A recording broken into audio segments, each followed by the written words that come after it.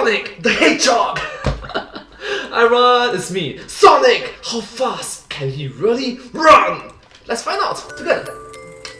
Film theory, mean theory. You know how in February Paramount announced a merchandising deal for the official Sonic shoes with Puma? And how the movie makes you feel all emotional when Sonic replaces his old worn out shoes with his iconic red pair brought to him by Puma, not so subtly pushing you to buy a pair of new shoes for yourself? Man, wouldn't it be It was quite emotional. great if advertisers and movies had to, I don't know, disclose that sort of product placement and content targeting younger viewers just like online content creators have to? Huh. Anyway, inequality and governmental regulations aside, sure, this scene might seem like a shameless bit of product placement, but the reality is that Sonic was actually long overdue for a new pair of pumped up kicks. Most running shoe manufacturers recommend replacing them every 300 to 500 miles, or 483 to 805 kilometers.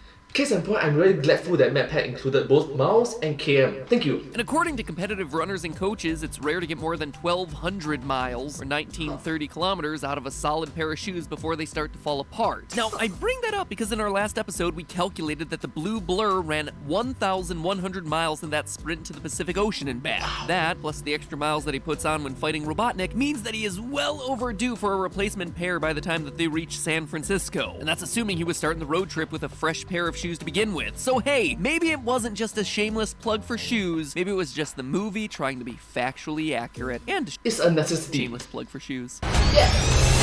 Film theory. Hello internet, welcome to Film Theory. Hello internet, welcome to Film Theory. Hello.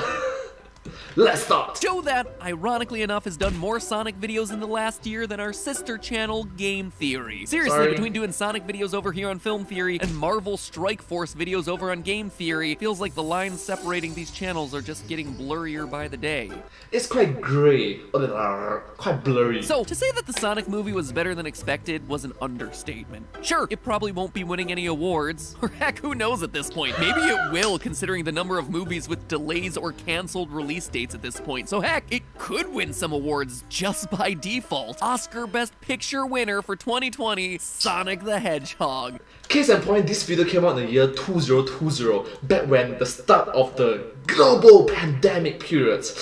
Yeah. Anyway, with it coming out for an early digital release this week, I wanted to talk about it one last time, because maybe it was just me, but didn't you think it was weird the way that Sonic's shoes had holes in them? Not them having holes. Obviously, that's perfectly normal. No, what struck me as odd was where the holes were in the shoes. I don't know about you, but every time I've ever worn through a pair of shoes, it's always been in the heel. And yet a huge plot point in the Sonic movie is that he has holes in the toes of his shoes. I mean, that's the thing that allows Dr. Robotnik to scan Sonic's footprint and discover that he's dealing with some alien creature. So, is Sonic running wrong? I mean, far be it for me to lecture the Blue Blur on how he ought to be running. He's out there running over 1,000 times the speed of sound, meanwhile I'm here huffing and puffing after more than a light jog. He clearly doesn't need to take any running tips from me, but seriously, is Sonic going about this whole running thing all wrong? What is going on here, and what insights does this information give us about Sonic's overall running technique? Could the fastest thing alive actually be faster if he chose to run in a more efficient way? For any other character, we could probably start by looking at his running animation and not have to resort to this kind of observation to get a feel for how they run, but Sonic moves so fast that a 24 frames per second movie ain't gonna be enough for us to capture his full run cycle. I mean, depending on what frame you're looking at here, it looks like Sonic's either heel striking or forefoot striking.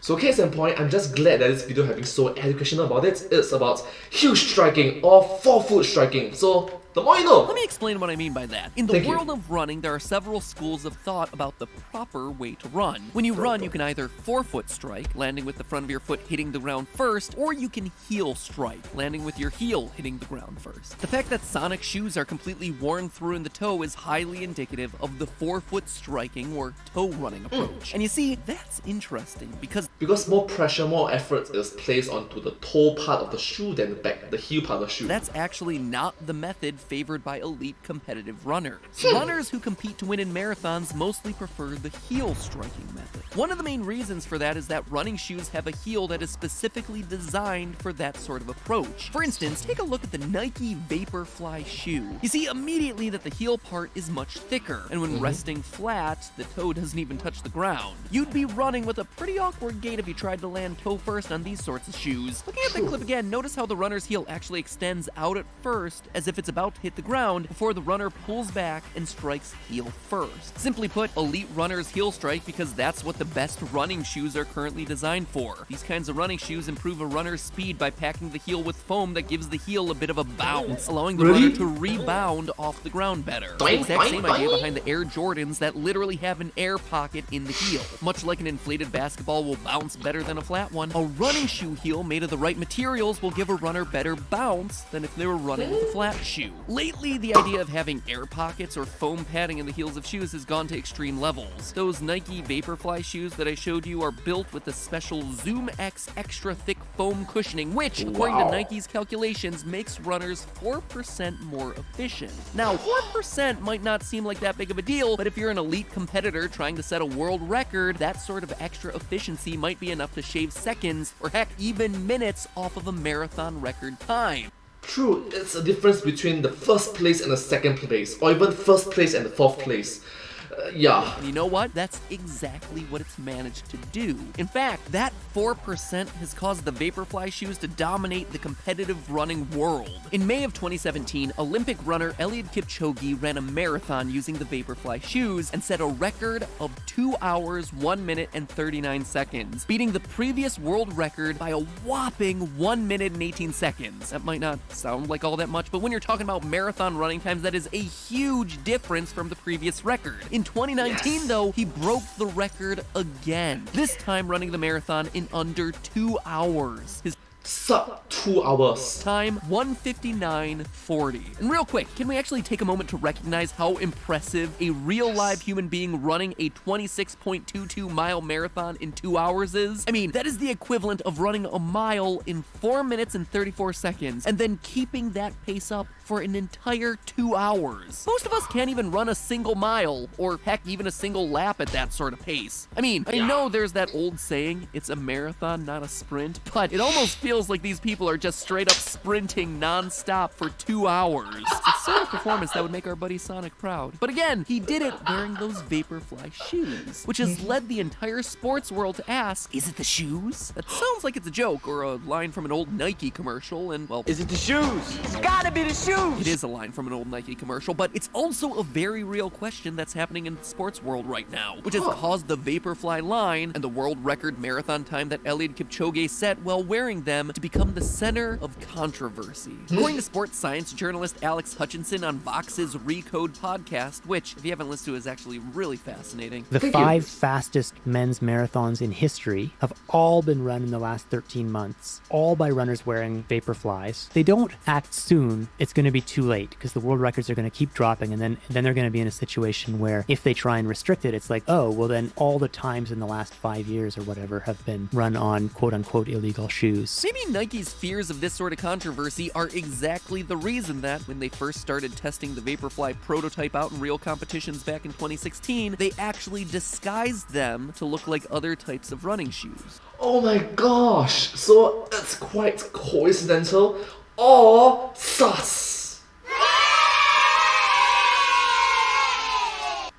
Anyways. No joke, they were undercover shoes for the first year of their existence. Again, from Alex Hutchinson during that same podcast. Once Nike had these prototypes and they were pretty sure that they worked, they started giving out these disguised prototypes that were disguised to look like other shoes. And then at the Olympics in Rio in 2016, the top 3 finishers in the men's marathon were all wearing these disguised prototypes of a shoe that no one had ever heard of. And the winner of the women's marathon was also wearing a disguised prototype of these shoes. Seriously. Okay, so 2016, right now it's in the year 2020, right in the year 2022. So it's like 6 years ago. Man, I feel old.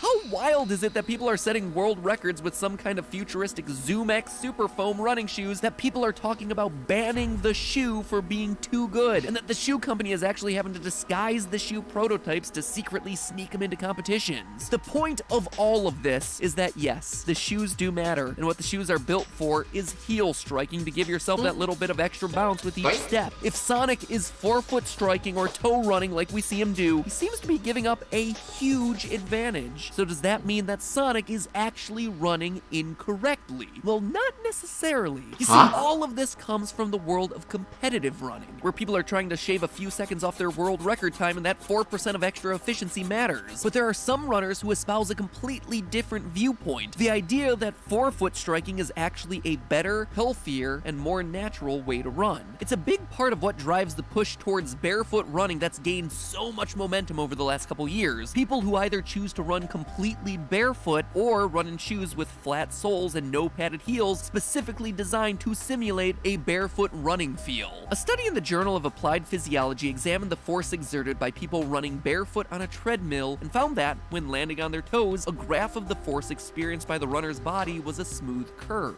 Huh, that's interesting. Also, I'm just glad that MapPad is including such educational, interesting, enjoyable facts about it. Thank you so much. I learned something new. Have you? But when heel striking, there was this big spike in the force curve. That spike is not only an unexpected jolt to your body each and every time that you land, a potential cause for injury, but it also interrupts the natural smoothness of the runner. The bounce of the heel striking the ground and the force of the runner pushing off the ground happen at slightly different times, throwing off the actual running motion of the body. For a human runner, odds are they're not going to notice the difference. But given Sonic's incredible levels of acceleration, given that he's traveling quote-unquote speed of light, okay, speed of sound lah, but you get the point. he's exerting a lot more force than a normal human runner would. Just some quick back-of-the-napkin calculations here, but reusing some of our numbers from the previous episode, during Sonic's run to the Pacific Ocean, he accelerates at a rate of 491.7 meters per second squared. And if we go with his canonical weight of 35 kilograms, or 77 pounds, that means that he's exerting 17,209 newtons of force. That's 3,869 pounds of force, which is 53.2 times his own body weight. Compare that to the fact that human runners push off the ground with a force that peaks at about 2.5 times their body weight. Sonic's legs are pushing with more than 20 times more force than a typical runner. And considering that fact, it makes it obvious why Sonic would rather run on his toes and rely on the power of his own legs instead of striking with his heels and feeling that extra bit of jolt every single time his foot lands.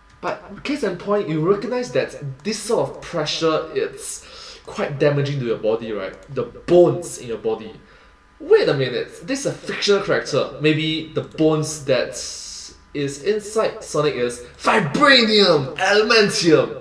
I'm sorry. So is Sonic running incorrectly? Well, for as weird as the toe holes seem to me, no. It appears that Sonic is running in the easiest, most natural, organic way that a two-legged humanoid can run. Nike, you may not like the fact that I'm broadcasting this message out to the world, but this is the ideal running form. At least if you're a Mobian who's capable of pushing the ground with over 3,800 pounds of force every time you take a step. As far as us humans, though, keep bouncing off your foam pads, my friends. Or don't, since, you know, you're supposed to be indoors right now, so just watch the Sonic movie again, #with me, because what else is there to do at this point? Play Doom Eternal, I suppose? Anyway, that's just a theory. A game theory. Nope, it isn't. It's a film theory. Thanks for watching. Also, can I just say how weird it is that the toes of his shoes wore away, but they show the heel of his sock, and that one just so happens to be worn away. I just think it means that socks need to be stronger all around. Run! Gotta go fast! Anyways, thank you all so much for watching this video together with me. I hope you find this video very interesting and quite fun to watch, isn't it? With a lot of educational and entertainment vibes with it. Entertainment for the win! Yes! Anyways, if you do like this video, please remember to like, share and subscribe to my channel and comment down below if you have anything to share with us. Don't forget to follow my channel and I sincerely appreciate all of the support and encouragement for my work. It's very motivating, inspirational and just encouraging to see all the support, and yeah, you're all the best. Hope to see you in my next video. But hey, that's just a theory. A film with a game. A film theory. Okay. A film theory and cut.